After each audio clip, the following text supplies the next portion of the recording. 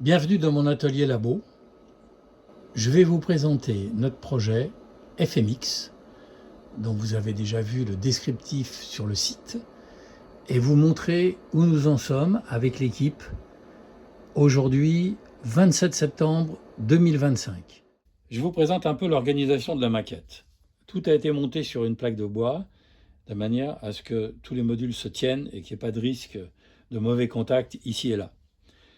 Il y a, en dehors de la maquette FMX, deux éléments qui ne font pas partie du FMX, mais qui sont représentatifs du récepteur qui va recevoir le FMX. D'abord, le condensateur variable. Évidemment, c'est celui qui va permettre de piloter le récepteur FM par transposition, et une alimentation ici qui ne fait pas partie du montage, qui alimente l'œil magique pour l'option œil magique justement. Donc ces deux éléments-là sont censés exister dans le récepteur hôte. Ensuite, il y a un élément majeur qui est le circuit central. Alors, il y a beaucoup de composants sur celui-là pour deux raisons. Premièrement, parce qu'il est équipé de toutes les options. Et deuxièmement, parce qu'il y a aussi un certain nombre de composants qui n'ont rien à y faire aujourd'hui, mais qui sont le résultat des études préliminaires que je n'ai pas démontées par simplicité et pour éviter d'abîmer le circuit. Et autour de ce module, qui lui peut se fixer n'importe où dans un récepteur, il y a des tout petits circuits qui doivent être au plus proche des éléments concernés. Exemple, l'oscillateur qui gagne à être tout près du condensateur variable de manière à ne pas modifier les caractéristiques du récepteur. L'option œil magique, un tout petit relais ici, qui sera aussi mieux tout proche de l'œil magique, à fixer sur le support par exemple. Et puis l'option afficheur, qui pourra se placer soit visible de l'extérieur, soit alors qui pourra être utilisé pour régler simplement en appoint. Il y a une autre option qui est la version encodeur rotatif.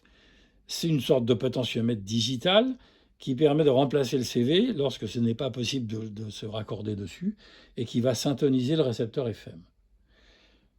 Il y a aussi une dernière option qui est l'option de télécommande. Cette option télécommande, eh bien, elle est importante parce que si on choisit d'équiper le FMX avec des entrées différentes que celles de la FM, par exemple une entrée Bluetooth pour valider le Bluetooth, une entrée externe et l'AM du récepteur, on aura la possibilité avec cette télécommande, sans être obligé de percer quoi que ce soit, un trou dans l'ébénisterie du récepteur, de pouvoir passer d'une source à une autre, donc en gardant l'intégrité totale du récepteur. Maintenant, si on regarde d'un peu plus près le module qui sera le module principal du FMX, il sera composé d'un circuit imprimé sur lequel reposeront les éléments de base nécessaires au fonctionnement, ainsi que les options essentielles. Les petits circuits annexes seront placés sur le pourtour de ce circuit et seront sécables. C'est l'idée actuelle. Donc ça permet de générer un seul circuit imprimé et sur lequel on soude tous les composants. Si on n'utilise pas les options, on les enlève, puisque le circuit est découpable. Et si on les utilise, on les câble d'abord, et ensuite on les sépare, et on les raccorde là où il faut dans le récepteur. Alors, comment est organisé ce module? Que comporte-t-il? Dire que l'élément central, c'est le processeur. C'est un petit module Raspberry RPI qui est dans sa version la plus simple et la plus économique, quelques euros. Ensuite, le récepteur FM, ici, tout petit module. Il y a le récepteur Bluetooth, qui est optionnel, plus le récepteur de télécommande, ici, qui va avec cette télécommande, qui permet de recevoir les ordres de commutation. Ici, on a le circuit intégré, qui est le sélecteur de source parmi les quatre, donc la FM, le Bluetooth, l'AM ou l'entrée audio extérieure. Le petit ampli de sortie qui permet, avec son potentiomètre de réglage, qui permet d'adapter le niveau de sortie des quatre sources vers le récepteur hôte au même niveau que l'AM originale. Donc ça permet d'avoir une équivalence des niveaux. Ça me semble important aussi pour le confort d'écoute. Et puis, c'est à peu près tout. Après, les montages, ici, sont des montages d'adaptation et de réglage. On a l'entrée de l'antenne pour le récepteur FM. Ici, l'entrée AM, c'est ce qui vient du récepteur et qui va véhiculer les modulations issues des gammes AM. L'entrée extérieure, si on veut rentrer une modulation extérieure issue, par exemple, d'un tourne-disque du récepteur hôte ou bien un CD externe. Et ici, la sortie, enfin, qui doit être reliée au récepteur sur son potentiomètre. Bon, on va essayer de faire une démo plus représentative du fonctionnement en mettant l'ensemble sous tension et en essayant d'expliquer chaque fonction lorsqu'elle est en service. Donc je branche du 5 volts sur la maquette. Donc on voit le petit afficheur qui s'initialise et ensuite voilà la source sonore qui se met ici directement sur la FM. Il est évident que dans la version finale, ça se mettra d'abord en AM et ensuite on sélectionnera ce qu'on veut. Alors restons sur la FM pour montrer le fonctionnement. On va mettre toutes les options. Donc je vais mettre la haute tension sur l'œil magique de manière à pouvoir l'actionner. Si j'enlève l'antenne, on s'aperçoit que l'œil magique s'ouvre totalement. Et évidemment, si je m'approche, on voit là que sa fermeture du trèfle est proportionnelle au champ RF reçu. Au niveau de la syntonisation, là je suis en mode CV. Donc c'est que ce gros bouton, il n'est pas du tout démultiplié, donc il faut y aller tranquillement. Mais on a aussi prévu quelque chose d'assez intéressant, c'est que pour le calibrage, on sait que dans les récepteurs, certains récepteurs, on a les fréquences basses à gauche du cadran, sur d'autres récepteurs, ce sont les fréquences hautes. De manière à rester conforme avec ce genre d'application, eh bien, on a prévu les deux cas. Donc, par exemple, ici, je me mets ici, j'ai un petit bouton de calibration. Donc là, ça veut dire qu'à gauche, je vais calibrer à 87,5. C'est déjà le cas, donc on va changer. On va dire que mon récepteur, il est inversé. Donc c'est quand mon CV, mon cadran est tout à fait à droite, que je souhaiterais commencer à 87,5. Donc j'appuie une fois sur le bouton, je me remets de l'autre côté, une autre fois, et là j'ai calibré. Donc je suis bien à 108 ici, et à 87,5 de l'autre côté. Donc c'est pas très pratique pour moi parce que j'aime bien les progressions dans le sens horaire. Donc je vais me remettre ici à 87,5 et ici à 108. Voilà. Et après, je peux choisir une fonction comme je le veux. Ce récepteur, le logiciel qui est à l'intérieur du RPI, on a développé l'application de décodage RDS. Par exemple, je vais aller me mettre sur une station que je connais bien, que j'écoute souvent, FIP, et on s'aperçoit que donc il y a un décodage quand il veut décoder, il lui faut quelques secondes. Et là, on a l'affichage de la station. Donc un petit zoom sur l'option afficheur et l'option œil magique. On va baisser un peu la musique. Et pour montrer qu'est-ce qui est affiché. En fait, sur l'afficheur, on a 3 lignes. Celle du centre, c'est la fréquence en cours.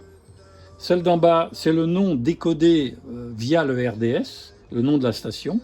Et en haut, c'est une indication du champ reçu, du niveau RF qui est reçu par le récepteur. Si je change de fréquence, voilà, on voit bien que et l'œil magique et le champ sont complètement asservis au niveau RF qui est reçu.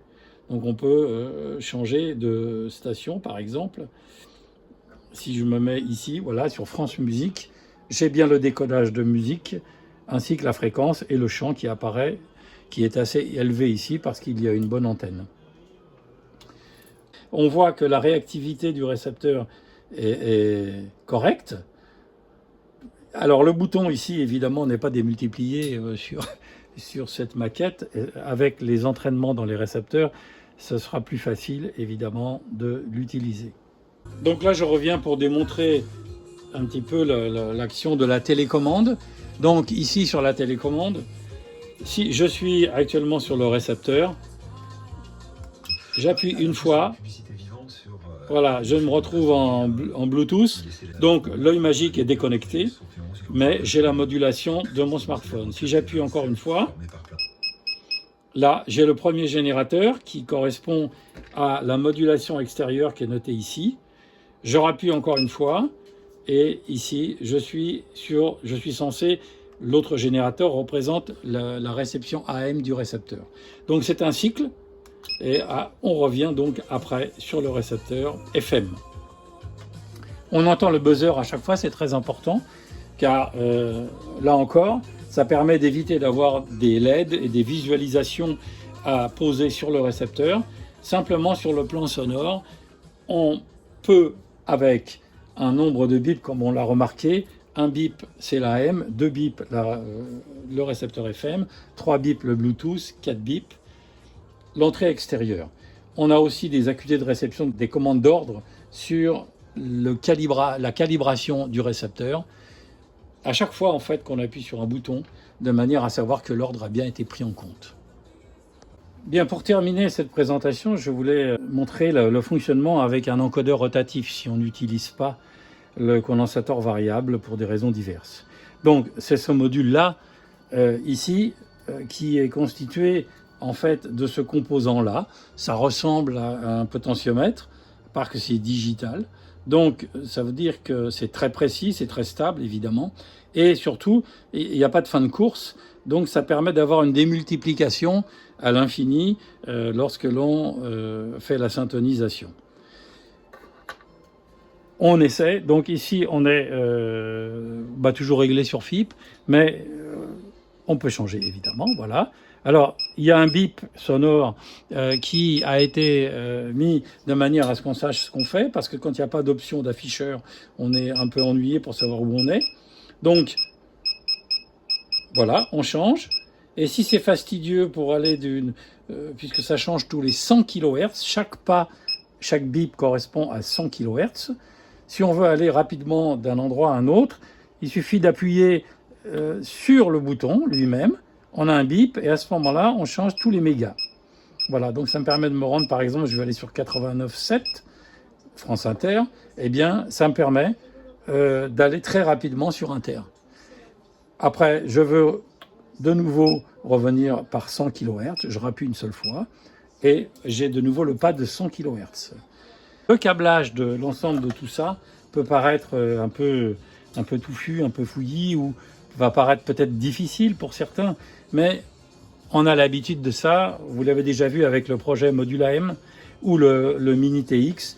Il y a un outil logiciel qui s'appelle Adamo, qui est un outil d'assistance et qui sera particulièrement peaufiné pour le FMX, pour ce récepteur FMX, de manière à ne proposer le câblage que du profil de FMX que vous souhaitez mettre en œuvre. Donc ce sera très simple, et le logiciel, rien de plus simple, c'est un logiciel qui se télécharge ici comme une clé USB. En fait, ce petit processeur, c'est exactement comme une clé USB. Donc qui sait actuellement transférer un fichier sur une clé USB saura mettre en route le FMX. Rien de difficile là-dedans. Tout est en libre accès et tout est gratuit, évidemment. Pour terminer, moi je vous dis à bientôt. On refera une vidéo sans doute lorsque ce sera terminé. Il reste encore beaucoup de travail. Disons que sur la partie théorique et la partie étude, c'est terminé. Maintenant, il y a une grosse partie d'optimisation et surtout de réalisation des circuits imprimés pour que tout ça reste très simple et très accessible. Et une série de sessions de mesure pour montrer la stabilité du système, aussi bien en tension qu'en température. Toutes ces opérations-là vont être faites dans les semaines et mois qui viennent. On espère pouvoir terminer à la fin de l'année, si tout va bien. En attendant, moi ce que je vous propose, c'est d'aller régulièrement sur le site internet du FMX, où on publie les documents au fur et à mesure de la terminaison d'une étude partielle ou totale d'un module, et des illustrations et des photos. Et à la fin, il y aura une nouvelle vidéo. Merci de cette attention, et puis j'espère que ce projet vous intéresse et que vous pourrez en bénéficier et le réaliser pour vos TSF. Il faut leur redonner de la voix à ces TSF. À bientôt. Salut!